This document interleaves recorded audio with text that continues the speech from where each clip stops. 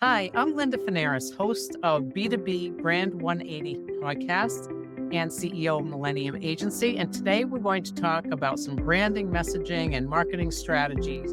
And before I get started, I just want to thank our audience. Take a minute. Thank you for listening in. And if you like and share or subscribe or even provide a review for our podcast, that would be fantastic. But I'm actually extra excited today because I brought in Kevin Lee and we bonded because we are both entrepreneurs and we love to start businesses and do something new and innovative. And it always keeps the excitement going in our lives. So, a little bit about Kevin. He owns and operates three entities. One is called didit.com, and he'll speak a little bit about that. Another one, which is eMarketing Association. And then the third one is what we call givingforward.org. So he's definitely a superhero. He has three entities, maybe some others that I might not be aware of. But he's also, on top of that, has written 4 books. He's done 500 speaking engagements, and he's done 750 calls, which is just quite impressive. So he's what I call like a transformational expert. So if you need one, he's your guy. Welcome, Kevin, to the B2B Brand 180 podcast. It's great to have you here. Thanks, Linda. A pleasure to be here. Thanks for inviting me. And I think they're calling it multipreneur now when you have your fingers in multiple pots at the same time. The one additional brand is the one up on the shelf behind me, which is Truth Nutrition, which is a nutraceutical company that I bought a few months back, mainly to give me a full working marketing lab to try everything that I ever wanted that a client would never say yes to. Now I can do it under Truth Nutrition. We've got a bunch of new products coming out in about a month and a half as well. And at that point, we'll hit the gas and try everything that we always wanted to try that clients wouldn't say yes to under Did It. That's awesome. That's a great idea. You can use that as a pilot opportunity to show them some of the Absolutely. results that you're creating. So why don't I have you take a couple minutes, tell the audience a little bit about yourself, and then we'll get into some questions. Sure. Yeah. I'll try to give a Reader's Digest version. I'm old, so I've had quite the journey along the way. So I'll try to bake it into a Reader's Digest version. I started Did It 26 years ago as an SEO technology platform. That evolved into one of the first bid alert and bid management platforms for paid search. So we were a SaaS based company for a long time, managing millions in competition with a couple of platforms, some that were owned by Google, and one is still publicly traded called Marin Software. The challenge with us competing with Marin is that they've never had a profitable quarter, to my knowledge, so they continue to burn through cash. So that was a very difficult Mhm. category to be in. Along the way, I actually started a cause marketing for-profit company called We Care. I happen to have that shirt on today. We raised 8 million, over 8 million for nonprofits in that category. And as we were going through, we evolved, Did It into more of a full service agency. We made 11 acquisitions of other marketing services firms, but we're still very much SEO, paid search, paid social, paid media, and other forms of earned media at the core. We have a direct mail division. I've invented some technology in the direct mail division as well. We Care ended up becoming essentially the inspiration for Amazon Smile 11 Mhm. years ago. Mhm. And Amazon ran Smile for 10 years and shut it down on President's Day. So now my nonprofit, Giving Forward, has taken up that challenge and run with that, building a multi-merchant, multi-nonprofit charity mall. So the e-marketing association is just really another hobby project. I acquired that as a result of essentially a good deed I did in relationship to the family that used to own it. And then at some point, I just sort of inherited it essentially.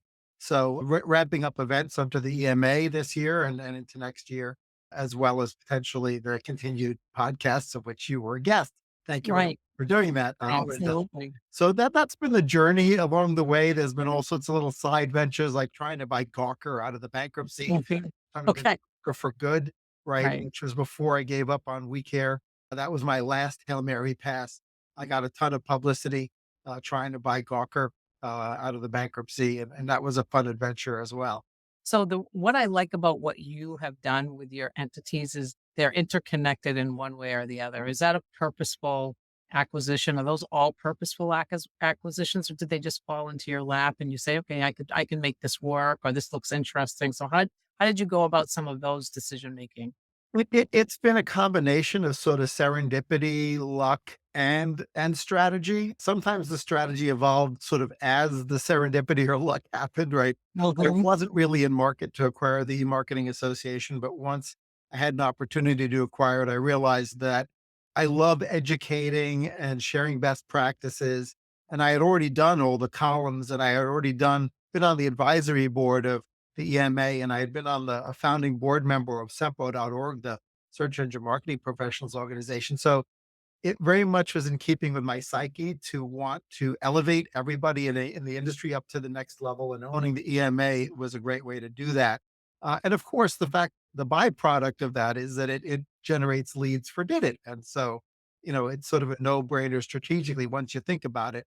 Yeah. On the, Truth Nutrition side, as it happens, that was really, again, more having both sides of a marketing lab, because I realized that as an agency, if your lab partner, who's the client, is not willing Mhm. to run the experiment with you, you can't run the experiment. And so I wanted Exactly. to have the ability to do that. And from a giving forward perspective, interestingly, going back into the charity mall business in partnership with merchants, again, those are the same merchants that I would have as guests on my podcast for the EMA, the same merchants who we could help with SEO or paid search or paid social as Did It. So I can change my hat in real time Right. without having a conversation with these merchants or with these B2B partners as well. I mean, a lot of the same folks who might speak at an EMA event would potentially, be B2B clients for Did It, because about 55% of our clients are B2B. So what are you finding on the did it side that tends to be the largest marketing challenges that companies are facing today? Are there certain areas that you think keep coming up time and time again? Yeah, I mean, it's amazing from the very largest clients and prospects all the way down to the medium size. We try not to go SMBs, so medium Mhm. size is sort of our minimum, but the inability of the companies to understand their internal business intelligence and their internal KPIs to the extent that they can tune their marketing campaigns to reduce waste and increase efficiency is a common Mhm. thing, right? I mean, in B2B, it's sometimes even more complex than B2C because you've got long sales cycles. It takes a while to understand the LTV and stickiness of a B2B customer in comparison to the average customer to a great customer. And not having that information at your fingertips handicaps you from a marketing perspective. You Mhm. don't know how to find more of those same customers that are your best customers as opposed to an average customer. And so that seems to be a common theme with many prospects. And one of the first things we do is we're evaluating prospect and how much we can help them as an agency is really try to see to what extent can we get at that given the tracking systems they have in place, the business intelligence that they have in place.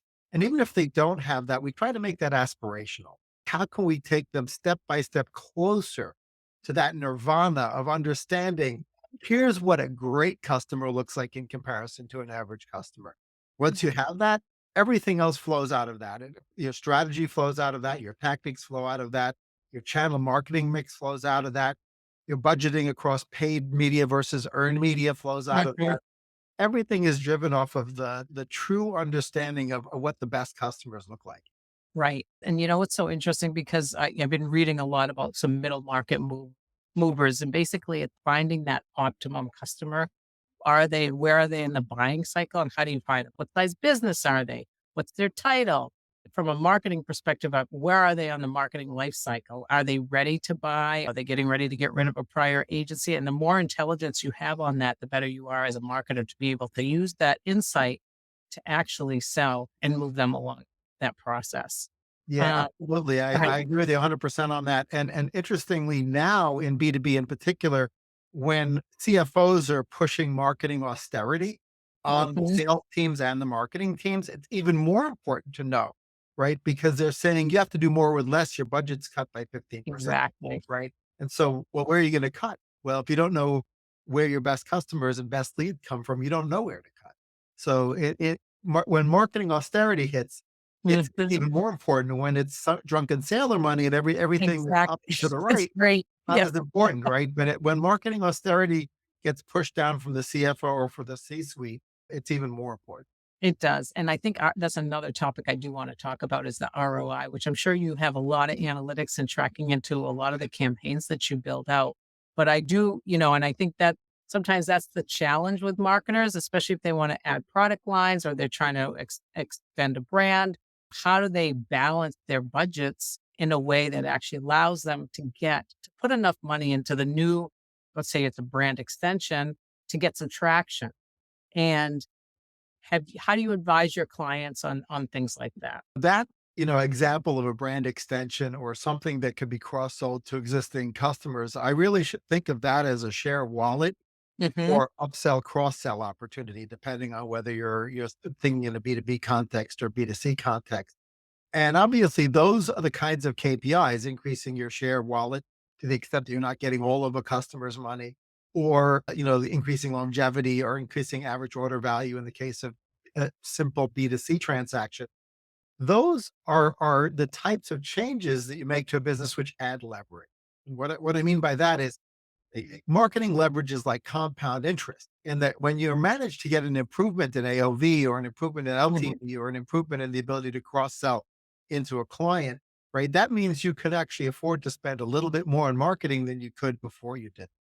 Yeah. Right. So when folks come to us and say, hey, I'm trying to think about ways to move my business forward and, at the top line and at the bottom line, and it has to do with a brand extension or product extension or upsell, cross sell opportunity, or again, in consumers, it's simply, either AOV for immediate Right. checkout or LTV in the case of, getting more money out of that customer over time.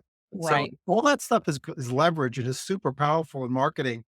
Everything's auctioned off these days, right? When it comes to Mhm. paid media. So your ability to afford media is not a negotiation like it used to be 20 Right. years ago, where you could sit Exactly. down and have a three martini lunch with the rep and like Right. negotiate them down. Now it's an auction. It's an auction at church. It's an auction at social. It's true. You have to be able to afford the media. Yeah. Otherwise you're Those SOL. days have changed, haven't they? I Sometimes mean, I prefer those. the irony really was, I mean, if you think about how media was bought 20 years ago, they would give you a discount for buying more, right? Exactly. That's right. Now you pay a penalty for buying more because you're in an auction. So if you want that next piece of inventory, that next video impression, that next audio impression, that next paid Mhm. search impression, you're going to pay more at the margin than you did before. That Yep. forces a level of rigor that you didn't need to have 20 years ago. And that's really where the analytics comes in to really prove, what's working and what's not, and being able to bring that back to either a CFO or someone or CEO to explain to them, we need to expand our marketing budget and here's why it's working. Right. Well, I'd love to talk a little bit about the e-marketing association. I think it's a great entity. I'd love to just get a snapshot of what that's about, how it benefits individuals, and what you're bringing to the table with that association right now. Sure. So we haven't turned membership back on yet because we haven't felt like we're in a position to provide sufficient value to do that. However, we've got a bunch of events being planned. And there's two types of events being planned. One set of events will probably be very New York City centric because we have sort of a home team advantage here to be able to have an event where we have a venue sponsor who hosts it in their large conference room or their lobby.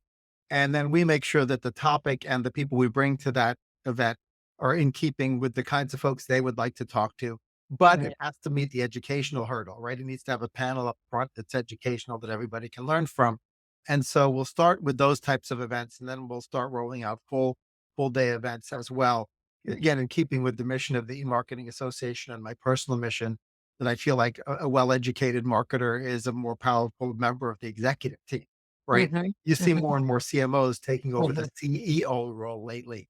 And I Exactly. think that's partially due to the importance of marketing, but it's also partially due to the fact that a lot of the marketers who used to come with purely creative chops Yes. into Yep. the role now come with the math chops as well. Hmm. Know how to Hmm. read a balance sheet because Hmm.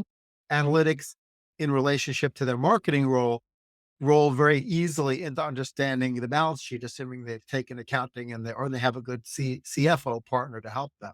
That sounds like a great organization. I think there's going to be a lot of value. And marketing is always changing, and I think that's a great thing about what we do is it never stops. I mean, if you just shut your eyes for 5 minutes, it's far beyond you. So whatever the big transition is, whether it's technology or moving from like waxing paper to getting it to the printer. I mean, it changes overnight. So I think it's really important for marketers to stay abreast of what's going on a consistent basis. Don't take a nap, doesn't work, not in what we do today. So I think having an organization and association like yours just adds another level of academics and education to the marketer. So I think that's fantastic. So it sounds like it'll be events, it'll be education, resources, networking. That's great. So love to learn because I think this is great. The fact that you did giving forward, but love to learn a little bit more about that. How, brings value to individuals and get some insight from you. Sure. What was fascinating about Smile is, 10 years ago when Amazon was inspired to launch Smile, people didn't really understand about cause marketing powered commerce and shopping. And they really brought it to a large group of individuals. I mean, $20 billion last year was transacted through the Smile side of Amazon. Now, of course, that's been shut down. But what's fascinating is the people who learned about it include not just the consumer, right? But B2B buyers are also consumers as well. So our vision for as we roll out giving forward is to not exclusively focus on cause marketing powered commerce for the consumer, but cause marketing powered commerce for the business as well. Right. So we've got a lot of partners already in giving forward and a bunch more rolling out that start for the very simple B2B ones, like we've got Staples and Office Max Mhm. Depot in there. But also we're adding in companies that do incorporation and companies that sell, access to legal documents and companies that handle B2B, right? And they also all have performance marketing platforms that we can plug in, Right. like we can plug into them at Impact or CJ or Rakuten or one of the other platforms. Mhm. And then from that point forward, we can, use our leverage as a cause marketing platform to say to the businesses that are going to engage with other B2B partners, hey, check to see if you've got, if somebody in the Giving Forward platform will simultaneously meet your needs, but also potentially help a nonprofit that you get to pick as you engage with that partner. So we're looking forward to deploying a lot of cool stuff under Giving Forward, not in purely a B2C context, but a B2B context as well. So that, there's co-registration and some other monetization channels that we're layering in on top of Smile because Amazon really never assigned a product manager to Smile. It Okay. sunset pretty much identically to where it launched. Whereas I already have started to layer on a bunch of additional features and functionality that we'll be deploying shortly. Yeah, I noticed when I went in there, which I think individuals should check that out, is that some of the donation numbers were up to 30%. I was just shocked. Yeah, yeah. So Well, again, when you've got SaaS companies or exactly. companies that sell intellectual property, Yeah, they can afford to be very generous, right, yeah, on that. Whereas, Amazon's margin on product might be pretty exactly. thin, and therefore, they have limited themselves to 0.5%. So, yeah, we're Right. super excited about what we'll be able to do with some of these partnerships where the rev shares to Giving Forward, which then we give 70% to the cause that the individual chooses, right, will end up being pretty material. Yeah. Well, that sounds great. Well, it sounds like if you meet somebody, you definitely have something to talk about, whether it's one of the formal entities that you own. Yeah, Um, yeah, absolutely. so that's easy enough. So on the back to the marketing side on the did it, how do you go about working with clients, figuring out what their needs are, and then trying to identify a plan and strategy that fits their overall goals? It depends how we came across them. I would say probably about 60% of the time, people come across us to solve a very specific problem that they believe that they have. And they may think it's their biggest problem, right? So maybe it's an SEO problem, or they feel like their paid search or paid social or paid media is not optimized. And in those cases, it's easy enough to go in and audit that specific Mhm. element and tell them how much upside is available within that very specific element.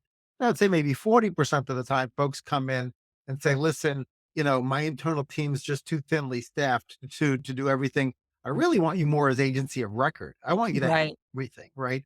And that would include even direct mail. We've got a Ex- direct mail team, for example, and I've invented some technology around direct mail that makes it, uniquely powerful, particularly in B2B.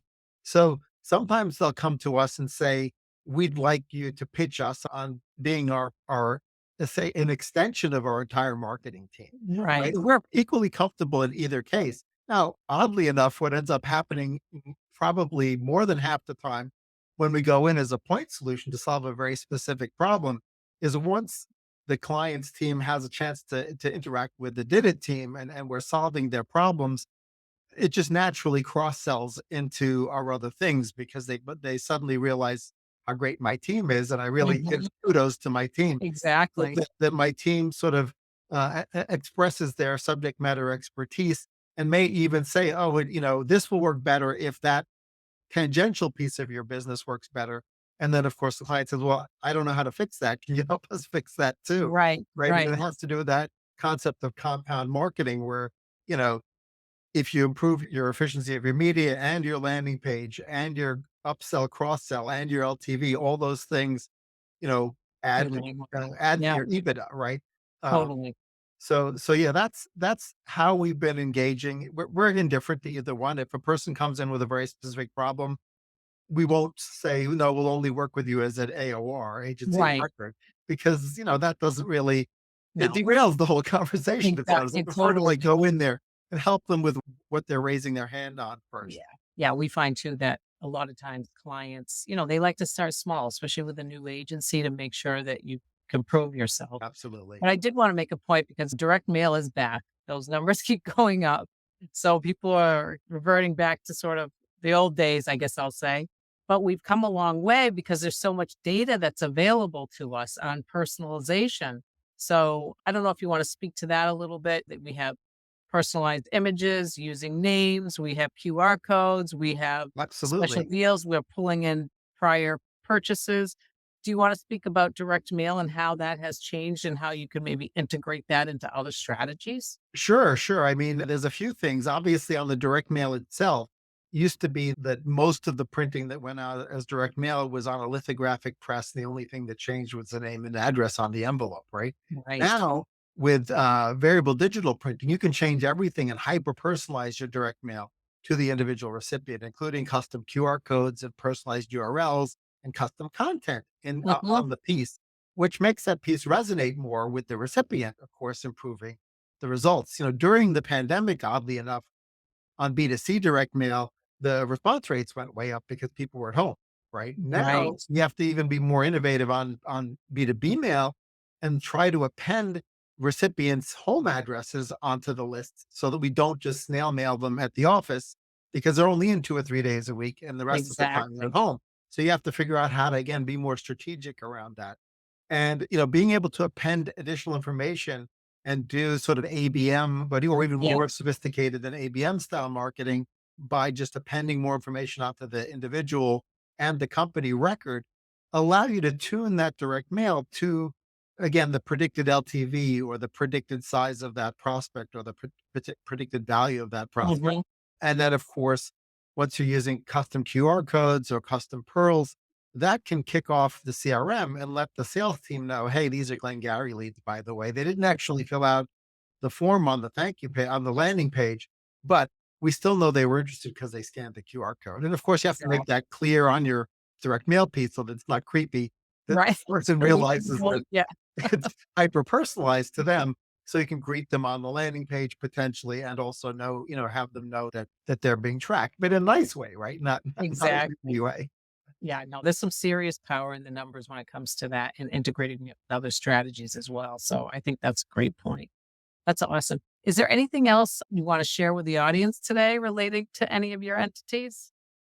The fascinating thing about B2B in comparison to B2C is that longer sales cycle really requires that you almost be more strategic in how you think about the process. I mean, I love B2C. I bought a B2C Mm, and we're mm, not mm. distributing via B2B2C there now, but maybe we'll get there.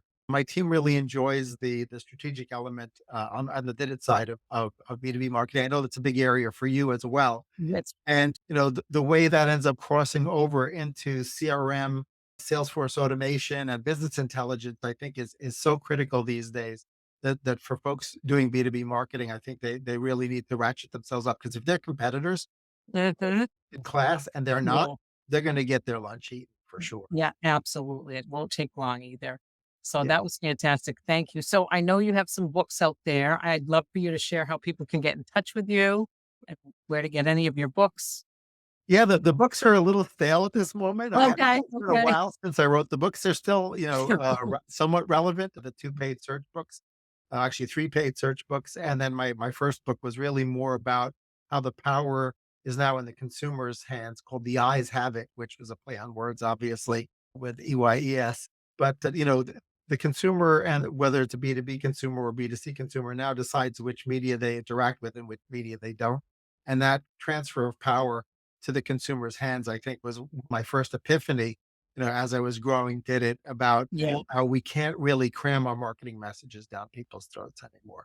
People can reach me on LinkedIn. I'm super easy to find there and happy to brainstorm. I love brainstorming with folks. Some I'll do that usually for free. I probably should charge, but it's always fun to brainstorm with people about their businesses and about where the low hanging fruit may exist within their businesses. That's great. Thank you, Kevin. Well, before we go, I would like to just take a moment and thank our audience for listening in today. And again, if you could like, share, or subscribe, or give us a great review, that would be fantastic. And thanks, Kevin, for coming today. It's great to have you as always. And thank you all. All right. Thanks for having me.